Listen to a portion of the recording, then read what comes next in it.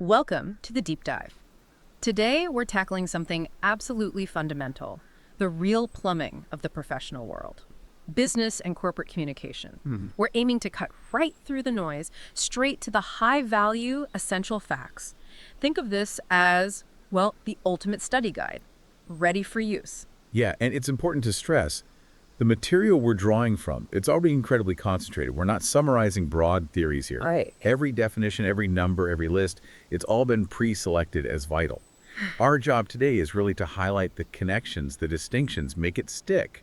Like why exactly is vertical different from horizontal communication? What are the four types of grapevine?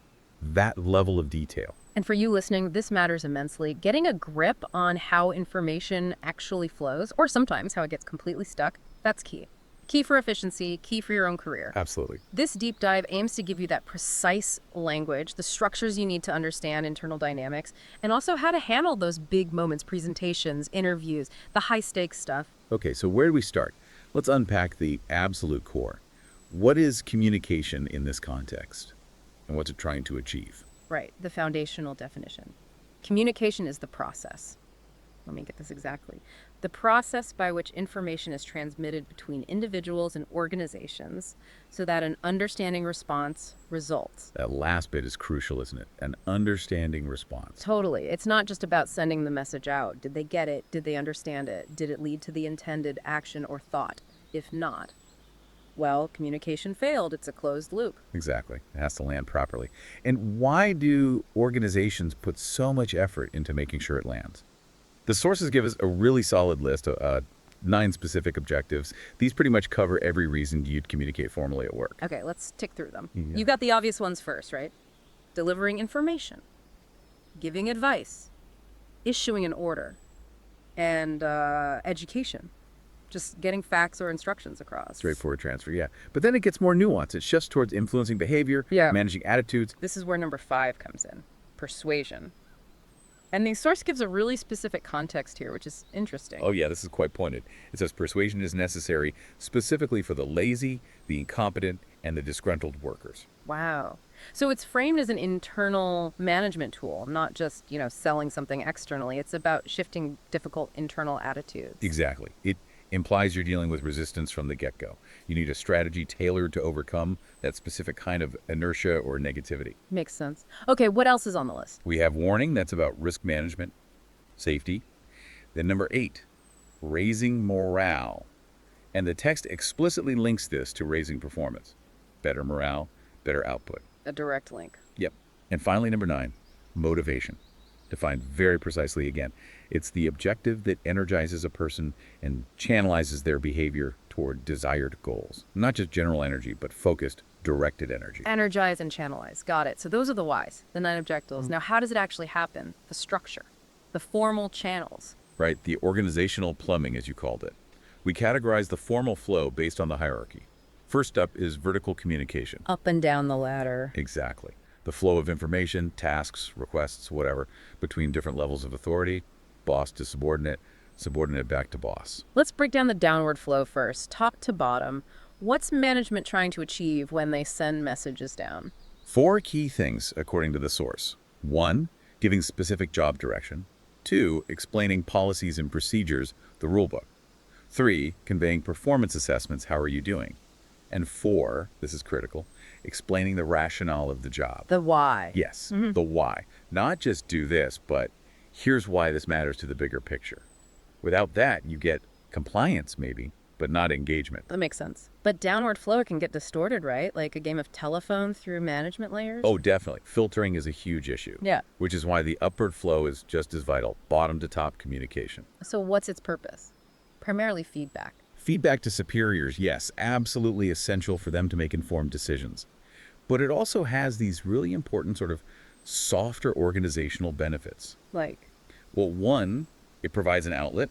It lets staff release pent-up emotions or frustrations constructively, a pressure valve. And 2, relatedly, it promotes harmony. People feel heard, they can offer suggestions, it builds trust.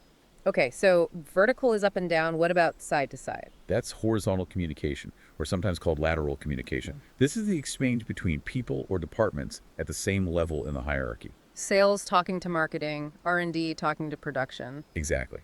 And its importance is really functional. It's all about promoting understanding and coordination between these different units. It stops silos from forming. It keeps the different parts of the engine working together smoothly. Essential for cross-functional projects. Absolutely. And one more term here, related to getting everyone on the same page. Consensus. How is that defined specifically? It's the process of arriving at agreement through consultation. It's not just voting. It implies a discussion, hearing people out, making sure perspectives are considered before you land on a decision everyone can, more or less, live with.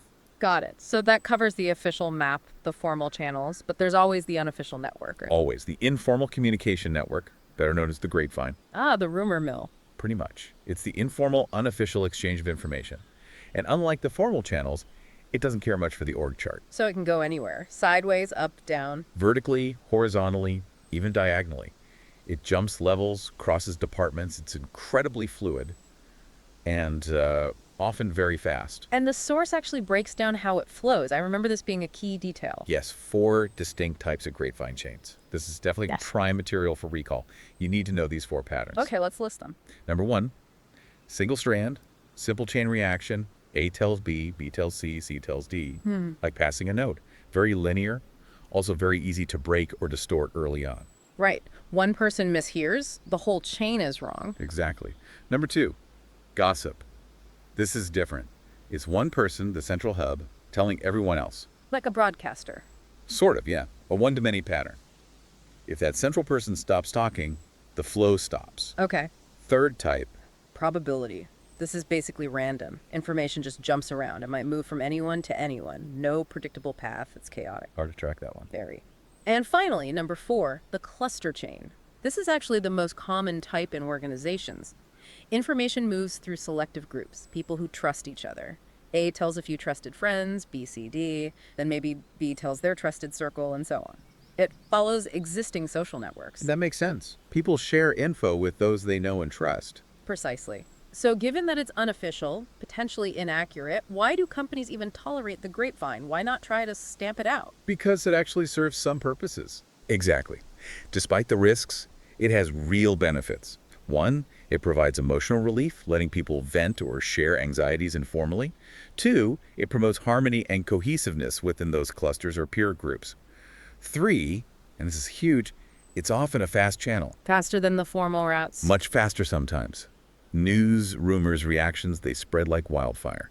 And 4th, because of that speed, it provides incredibly valuable, unfiltered feedback back to management, often much quicker than waiting for formal reports to go up the chain. It's like taking the organization's pulse in real time. A double-edged sword, then. Fast, useful, but potentially unreliable. That sums it up perfectly. Okay, so we understand the objectives and the channels, formal and informal. Now let's talk about the actual tools, the media of communication. How do we send these messages? Right, we can group these. First, the classic, written communication. Think of letters, memos, telegrams, reports, meeting minutes, policy manuals, anything down on paper or, in a digital document. And its main advantages. What makes written communication valuable? Accuracy and precision are key. You have time to craft it.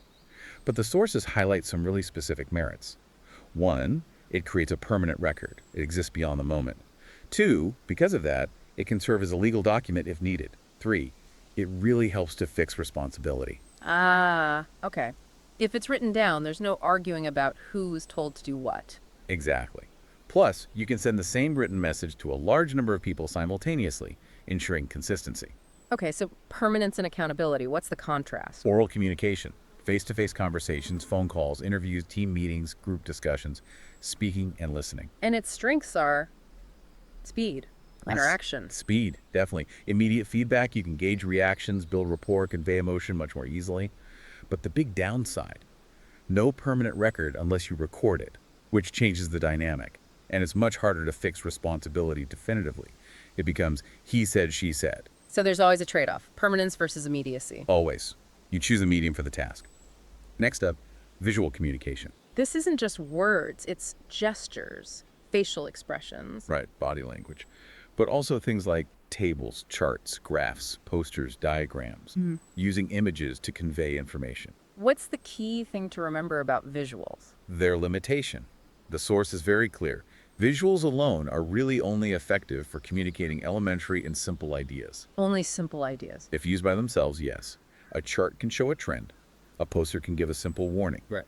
But for complex arguments or detailed instructions, they need to be combined with other forms, like written text or speech. Which leads us to Audiovisual communication. This combines the visual impact pictures, video with spoken narration or sound. Think training videos, television broadcasts, cinema films used for corporate messaging. It hits multiple senses for better engagement and retention. makes sense. And finally, the one that dominates modern work life. Computer-based communication.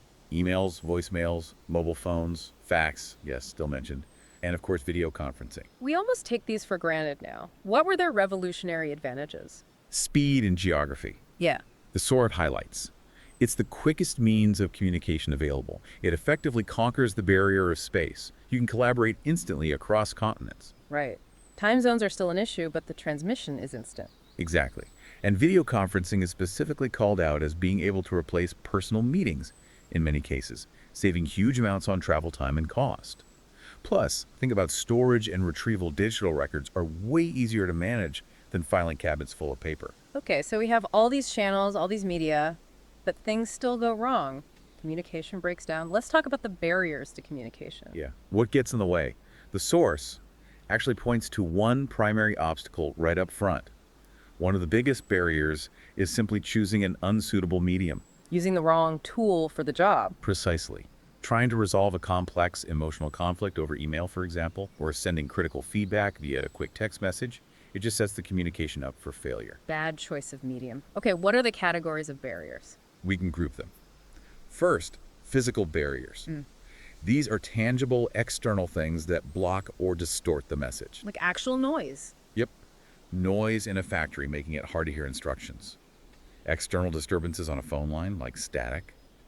But also poor quality materials, bad handwriting, blurry photocopies, unreadable fonts, and critically, especially in global business, time and distance. The logistical challenges of different time zones being geographically separate. Exactly. Making real-time synchronous communication difficult or impossible. That's a huge physical barrier. Okay, physical barriers. What's next? Interpretation of words. This is about semantics. The meaning of the words themselves causing confusion. Jargon, acronyms. Definitely. Right. Using technical terms the receiver doesn't understand, or even common words that have different meanings or connotations for different people. If I say we need to enhance synergy, and we have totally different ideas of what synergy means, the message is lost. Misaligned definitions. Got it. And the third category. This is the big complex one. Sociopsychological barriers. These are rooted in our minds, our attitudes, our emotions, the social context. Give me some examples. Okay, things like pre-existing attitudes and opinions that make someone resistant to a message. Strong erronance, emotions, anger, fear, defensiveness getting in the way of rational listening, having a closed mind, just unwilling to consider different perspective. The source of the communication itself, if you don't trust the sender, you won't trust the message. Simple inattentiveness, just not paying attention. Faulty transmission, like misremembering what you were told to pass on. And a really big one, poor retention, forgetting things. Yeah, we forget a lot of what we hear almost immediately. Exactly. And two more socio-psychological barriers that are specifically tied to hierarchy and relationships. One is the source credibility we mentioned, distrusting the sender. The other is status consciousness. Ah, the boss-subordinate dynamic. Precisely. When the difference in rank or status causes communication to be filtered, distorted, or even completely blocked. A junior employee might be afraid to point out an error to a senior manager, or a manager might dismiss feedback from someone lower down. That status difference can be a massive barrier, no matter how good the email system is. So it's not just the tech or the words, it's the human element. Absolutely. Often the trickiest part to navigate. Okay, let's shift gears now to a very specific, high-stakes form of communication. The presentation. Something many professionals have to do regularly. Yes, the source material makes it clear. Presentations, public speaking, these aren't just occasional things for senior executives. They're described as regular features in the professional landscape. Yeah. You need to be able to do them effectively. And there's that incredible statistic you mentioned earlier about skills. Right, this is worth repeating because it's fundamental. Technical skills, your core job knowledge, apparently account for only 22 to 25% of professional excellence. Only about a quarter. Roughly, yes. Which means the rest, the huge chunk, 75 to 78%, depends on soft skills. And public speaking and presentation skills are explicitly listed as key soft skills. Wow. That really reframes career development, doesn't it? Yeah. You can be technically brilliant, but if you can't communicate or present your ideas, you're capped at 25% effectiveness, essentially. That's the implication. So mastering presentations isn't a nice to have, it's core to maximizing your professional impact. How is a presentation defined here? It's a live mode of sharing information with a select audience, Live and select. using visual or electronic aids to discuss new ideas or proposals in an impressive and convincing manner. The goal is persuasion and clarity. Now, you mentioned public speaking too. Is there a difference between a presentation and public speaking in this context? Yes, the source draws some important distinctions, mainly based on the audience and the aim. They're not quite the same thing. Okay, let's break that down. What's the difference in aim? A presentation generally aims to give the audience what they know they need. Think status updates, project proposals, technical briefings. The audience often has a defined interest. Public speaking, on the other hand, often aims to give the audience what the speaker believes they want or should hear. It might be more inspirational, informative in a broader sense, or entertaining. So, presentation, specific need. Public speaking, speaker-driven agenda. Bradley, yes. And that affects the audience type. A presentation audience is usually quite homogeneous. They share a similar background or interest related to the topic engineers, investors, a specific department. A public speaking audience is often more heterogeneous, diverse backgrounds, knowledge levels, reasons for being there. That must change what they expect. Absolutely. The presentation audience typically expects complete details. They want the data, the analysis, the nitty-gritty. They need to understand thoroughly. The public speaking audience usually does not expect a lot of detail. They want the main points, the key message, the big picture. And interaction. Q&A. Logically, presentations tend to have more interaction.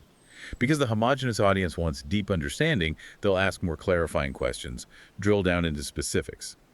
Public speaking usually has less interaction, aiming for general comprehension rather than detailed dissection. That's a clear set of distinctions. And one more point. A presentation is explicitly not a lecture. Right. A lecture often implies a more continuous back and forth from the beginning, maybe more academic.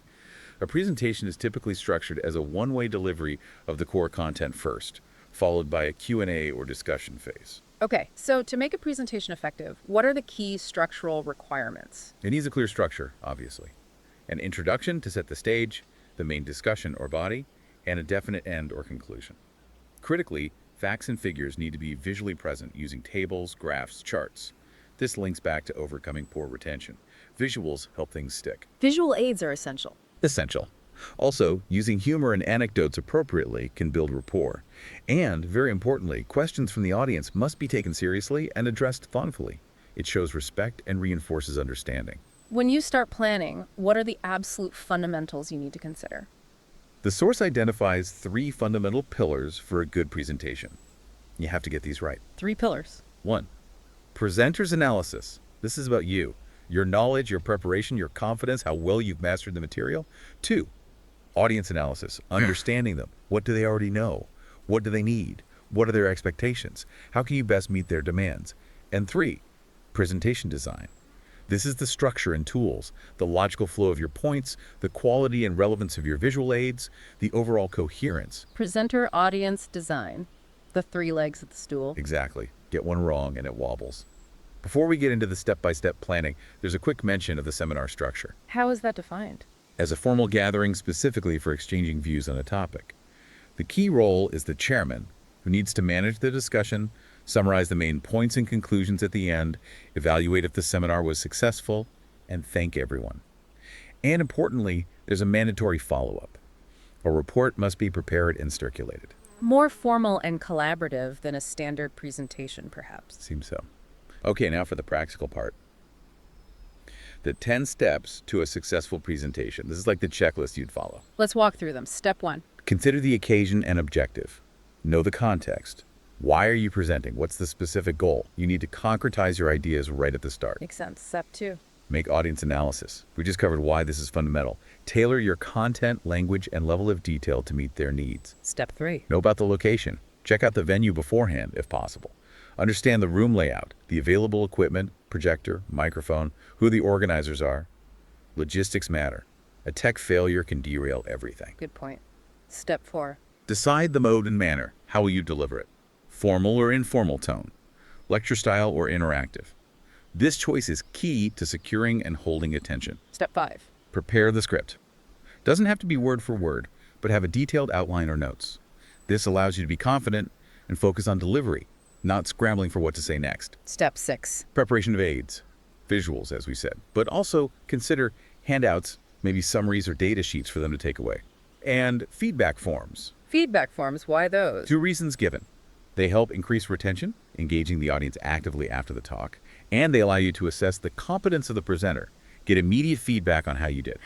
Okay. Step 7. Rehearse. Practice, practice, practice. It brings perfection, spots awkward phrasing, nails the timing, and crucially instills confidence. Cannot overstate rehearsal. Step 8. Consider personal aspects. Basically, look presentable. Appearance affects credibility, whether we like it or not. Step 9. Overcome nervousness. Easier said than done, but rehearsal helps a lot. Deep breaths, focusing on the message. The goal is to be fearless and effective, not paralyzed by anxiety. And finally, step 10. Make the presentation. Execute the plan. Deliver the message, share the knowledge, engage the audience. That's the culmination of all the preparation. A comprehensive process. All right, let's move to another critical communication event, perhaps the most high stakes for an individual. The interview. It's a specific kind of conversation. And it has an interesting origin, doesn't it? The word itself. Yes, this is a great detail for recall. Interview comes from the French entrevoir, which literally means to glimpse or to see each other. To see each other. It implies mutual assessment. Exactly. It's not just one way. The Oxford Dictionary definition captures this too. It's either a conversation to obtain information via questions, or it's a formal meeting specifically to assess someone's qualifications, like for a job. And interviews aren't just for hiring, right? They serve many purposes in an organization. Far beyond just selection. Yes, hiring is primary, but they're used for deciding on promotions, for conducting performance appraisals, for counseling employees, for admission interviews, say, for training programs, even for gathering exit opinions when someone leaves. Exit interviews, right, to find out why they're leaving. Yeah, valuable feedback. And then there are more specialized types, like police interrogations or media interviews with a celebrity. The format is versatile. So what makes an interview formal? What are its essential features? 5 key things must be present for it to be considered a formal interview, according to the source. 1, a definite purpose that is known to both parties beforehand. 2, both parties must prepare. It's not just casual chat. 3, at least 2 participants, an interviewer and an interviewee. 4, a clear exchange of information is expected. And 5, they're almost always prearranged. Almost always. What's the exception? The source notes the dismissal interview as a common exception. Sometimes, sadly, that might happen without much formal notice or arrangement for the employee. Okay. And like presentations, interviews have a structure. Yes, a clear 3-stage structure for the communication flow.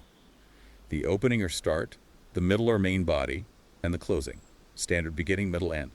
But the source gets even more specific with the timing, doesn't it? A kind of interview chronology. Exactly. This is really practical guidance, breaking down a typical interview into timed segments. Helps keep things efficient and ensures everything gets covered. Useful for both interviewers and interviewees to know. Let's go through it. Stage 1. Introduction. Keep it brief. 2 to 5 minutes max. This is for the initial pleasantries, casual chat, maybe a comment on the weather, the handshake, smiles. Just establishing basic rapport and putting the candidate at ease slightly. No grilling yet. Okay, 2 to 5 minutes for intro, then. Stage 2. Provide company information. This takes 5 to 10 minutes. The interviewer briefly outlines the company, the department, the role, setting the context before diving into assessment.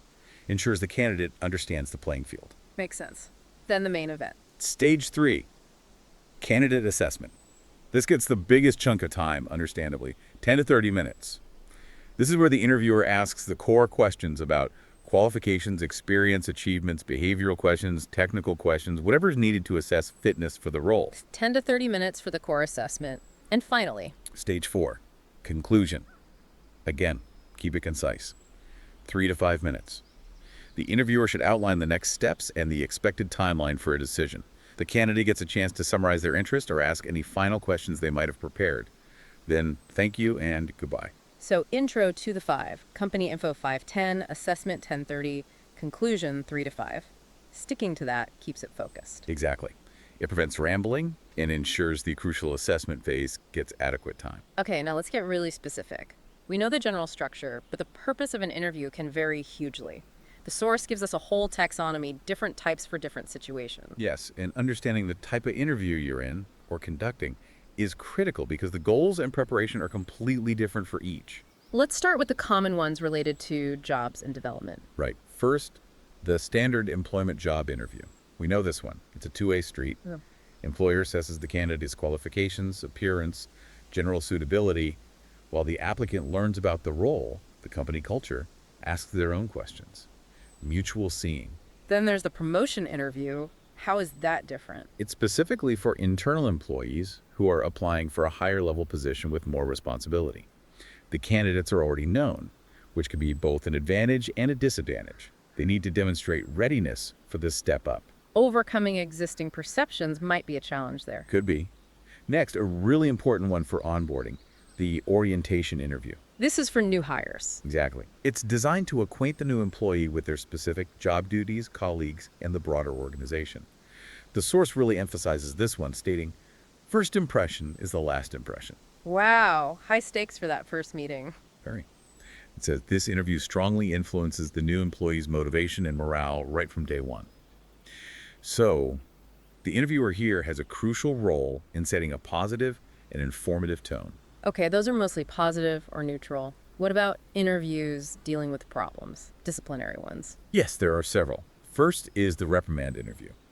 This is explicitly a disciplinary action, but its aim isn't just punitive. It's meant to improve future work performance and, crucially, prevent recurrence of the offense. It's corrective and preventative. A formal warning, essentially. Pretty much. Then you have the grievance interview. This flips the script. It's an opportunity for the employee to formally voice a complaint or concern. What's key here? An interesting operational detail. The source says most grievances are resolved right there, during the interview itself, if handled well. Really, that effective? Apparently. Assumes good listening and problem solving from the manager. Difficulties arise, it notes, mainly from the status difference making the employee hesitant, or if it degrades into a power struggle. Okay. What if the reprimand or grievance discussion doesn't solve the issue or the problem is more severe? Then you might move to a correctional interview. This is conducted specifically to take corrective action or formal disciplinary measures because an employee has clearly violated standards or failed to meet requirements after previous warnings or discussions. It's about implementing consequences. So reprimand is the warning, correctional is the consequence. A good way to think about it. And one more in this vein, though less disciplinary, the exit interview. We mentioned this. When someone's leaving voluntarily, Yes, a formal discussion. The purpose is purely informational for the company, gather data on why the employee is leaving, and identify any patterns or areas where the company needs to improve to retain others. It's organizational feedback. okay, that covers development and discipline.